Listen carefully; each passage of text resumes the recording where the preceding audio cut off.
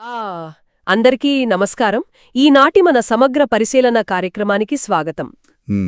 నమస్కారం. ఈరోజు మన ముందున్న నోట్స్ చూస్తే ఒక చాలా ఆసక్తికరమైన టాపిక్ కనిపిస్తోంది. ఇది దేని గురించి అంటే అవ్యక్త బాబ్దాదా వారి ఆధ్యాత్మిక ప్రవచనం కదా? అవును, కరెక్ట్.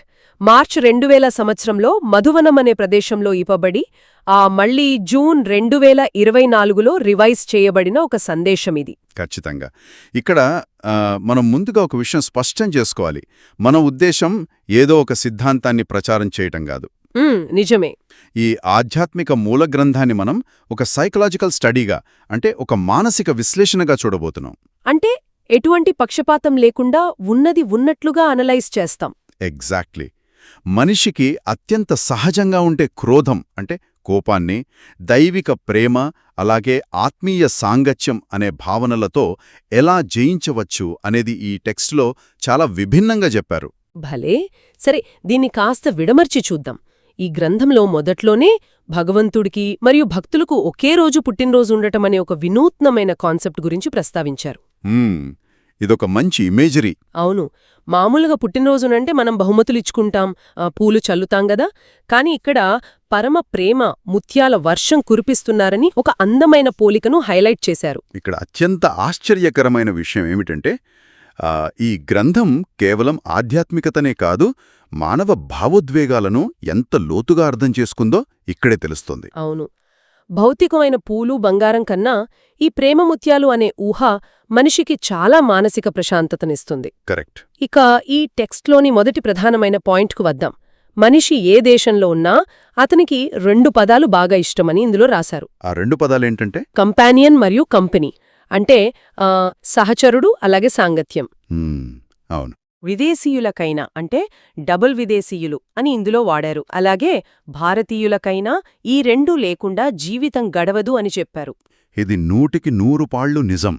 మనిషి ఎప్పుడూ ఒంటరిగా ఉండలేడు, ఒక తోడు కావాలి. అవును కదా. ఇక్కడ దైవాన్ని ఒక సహచరుడిగా భావించాలని సూచించారు. భగవంతుడు అల్లరి చేసే పిల్లలకు కూడా ఎప్పటికీ దూరమవ్వని ఆధారంగా ఉంటారని చెప్పడం ద్వారా ఒక అద్భుతమైన భరోసాని క్రియేట్ చేశారు. అంటే మనిషికి ఎవ్వరూ లేకపోయినా ఒక అదృశ్య శక్తి తోడుగా ఉందనే ఫీలింగ్. ఖచ్చితంగా. కానీ ఇక్కడే ఒక అసలైన క్యాచ్ ఉంది. మనల్ని రోజూ దారి తప్పించే ఆకర్షణలుంటాయి కదా. అంటే ఈ టెక్స్ట్ పరిభాషలో చెప్పాలంటే మాయ. ఈ మాయ అనేది మనిషిని ఉక్కిరిబిక్కిరి చేస్తోంది. అవును. అలా దారి తప్పినప్పుడు, మనస్సు నీరసంగా ఉన్నప్పుడు మనమేమనుకుంటాం? నాకే ఎందుకిలా జరుగుతోంది అని ప్రశ్నించుకుంటాం. అంటే వై అని అడుగుతాం. Why this is happening to me అని. ఎగ్జాక్ట్లీ. ఇక్కడే అసలైన ఆసక్తికరమైన విషయం దాగి ఉంది. వై అంటే ఎందుకు అని పదే పదే అడగటం ఒక నెగటివ్ పదమని ఈ గ్రంథం చెప్తోంది. మరి దానికి పరిష్కారం ఏమిచ్చారు? ఆ వైకి బదులుగా బాబాను అంటే దైవాన్ని సహచరునిగా చేసుకుని ఫ్లై చెయ్యాలి అని ఒక పాజిటివ్ మంత్రాన్నిచ్చారు. ఫ్లై అంటే ఎగరటం. దీన్ని మనం విశాల దృక్పథంతో గమనిస్తే ఇదొక అద్భుతమైన కాగ్నిటివ్ షిఫ్ట్ అని చెప్పొచ్చు. ఎలాగంటే మనిషి ఎందుకు అని అడిగిన ప్రతిసారీ ఆ సమస్యలోనే కూరుకుపోతాడు. ఉదాహరణకు ఆఫీసులో ఏదో టెన్షన్, ఎందుకిలా జరుగుతోంది అని ఆలోచిస్తే కోపం ఇంకా పెరుగుతుంది. అవును, ఆ సమస్యను భూతద్దంలో చూస్తాం. కాని ఫ్లై అవ్వటం అంటే భౌతికంగా గాల్లోకెగరటం కాదు, మానసిక స్థాయిని పెంచుకోవటం, ఆ సమస్యను పైనుండి ఒక బర్డ్స్ ఐ వ్యూలాగా గమనించడం. భలే చెప్పారు. అప్పుడు ఆ సమస్య తీవ్రత చాలా చిన్నదిగా కనిపిస్తుంది. అంతేకదా. అలాగే మానసిక మరియు శారీరక అలసట వచ్చినప్పుడు ఒక ఎవర్ రెడీ సహచరుడు మనకు మాలిష్ చేయడానికి సిద్ధంగా ఉండటం అనేది ఎంత గొప్ప మానసిక ధైర్యాన్ని ఇస్తోందో ఇందులో వర్ణించారు. మాలిష్ అనగానే ఫిజికల్ మసాజ్ అని కాదు, ఎవరూ జడ్జ్ చెయ్యకుండా మన మాటలు వినే ఒక తోడు ఇవ్వగలిగే మానసిక ఉపశమనం. అవును, ఒక ఎమోషనల్ సపోర్ట్. సరే, ఇక ఈ నోట్స్లోని ఇంకో ముఖ్యమైన భాగానికి వద్దాం.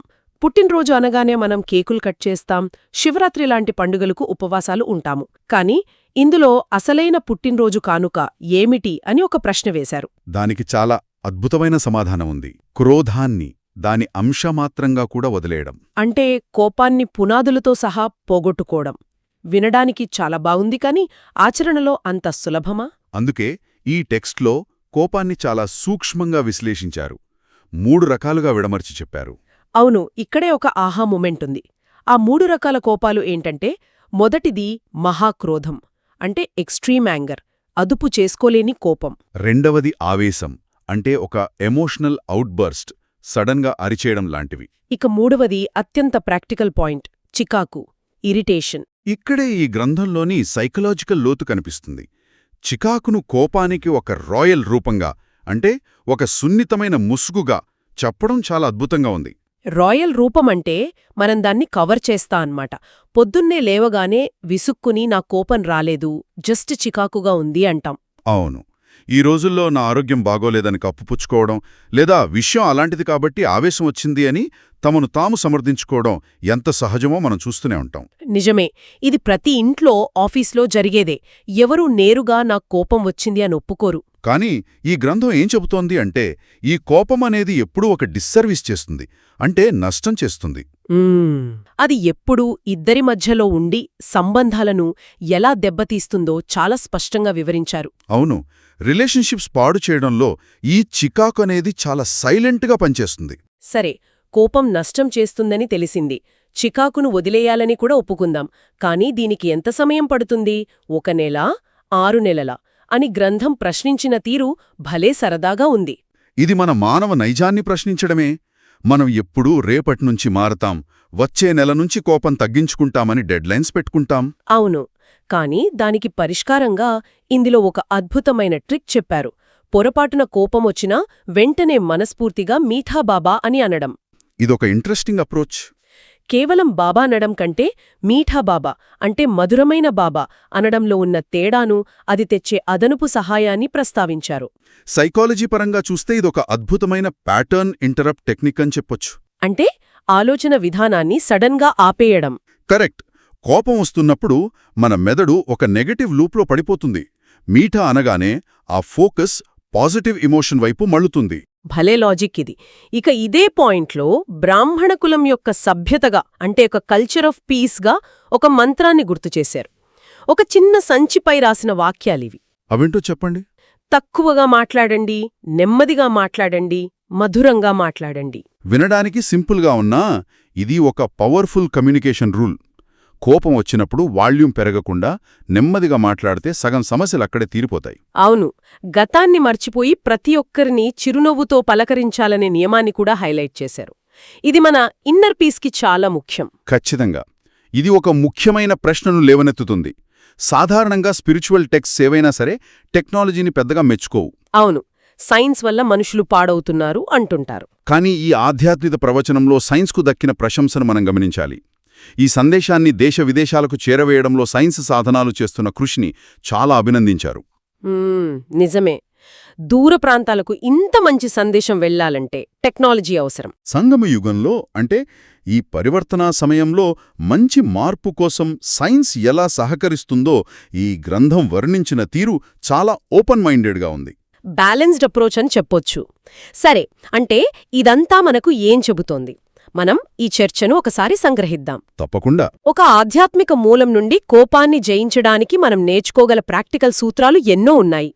ప్రధానంగా మనల్ని మనం పాజిటివ్గా ఉంచుకోవడానికి వైకి బదులు ఫ్లై అవ్వడం. అవును, కాగ్నిటివ్ షిఫ్ట్.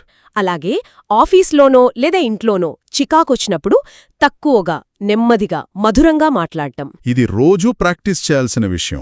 ఇంకొకటేంటంటే మనుషులకు ఎప్పుడూ హాజీ అంటే అలాగే అని చెబుతూ కేవలం నెగటివిటీకి లేదా మాయకు మాత్రమే నాజీ అంటే కాదు అని చెప్పాలన్న అద్భుతమైన సందేశం. మనుషులతో కనెక్ట్ అవ్వాలి, నెగటివిటీని డిస్కనెక్ట్ చేయాలి. చాలా స్పష్టమైన మెసేజ్. అవును. సరే, మనం ముగించే సమయం వచ్చింది. ఈ సమగ్ర పరిశీలనను ముగించే ముందు వినేవారిని ఆలోచింపచేసే ఒక ప్రశ్నను వదులుదామనుకుంటున్నాను. చెప్పండి. గ్రంథంలో కోపమనేది ఒక్కళ్ళోనే ఉండదు, ఇద్దరి మధ్యలో వస్తుంది కాబట్టి అది బయటకు కనిపిస్తుందని చెప్పబడింది కదా. అవును, కోపానికి ఒక టార్గెట్ కావాలి. దీన్ని బట్టి చూస్తే కోపం బ్రతకాలంటే దానికొక ప్రేక్షకుడో లేదా లక్ష్యమో కావాలి. మరి ఒకవేళ మనం బాహ్య ప్రపంచం మీదే ఆధారపడకుండా అంతర్గతంగా పరిపూర్ణమైన సాంగత్యాన్ని ఫీలైతే, అంటే మనలో మనం ఒక ప్రశాంతతను పొందితే, ఎగ్జాక్ట్లీ, అప్పుడు ప్రదర్శించడానికి ఇంకో మనిషి లేని ఆ కోపం తన అస్తిత్వాన్ని పూర్తిగా కోల్పోతుందా?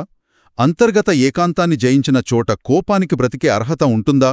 వావ్, ఇది నిజంగా చాలా లోతైన ఆలోచన. కోపానికి ఫ్యూల్ లేకపోతే అది తనంతట తానే ఎగిరిపోతుందేమో. వినేవారు దీనిపై ఖచ్చితంగా ఆలోచించాలి. అవును. ఈ అద్భుతమైన ఆలోచనతోనే ఈనాటి మన విశ్లేషణను ముగిద్దాం. ఇన్నర్ పీస్ గురించి ఆలోచిస్తూనే ఉండండి. మరొక ఆసక్తికరమైన విషయంతో మళ్ళీ కలుద్దాం.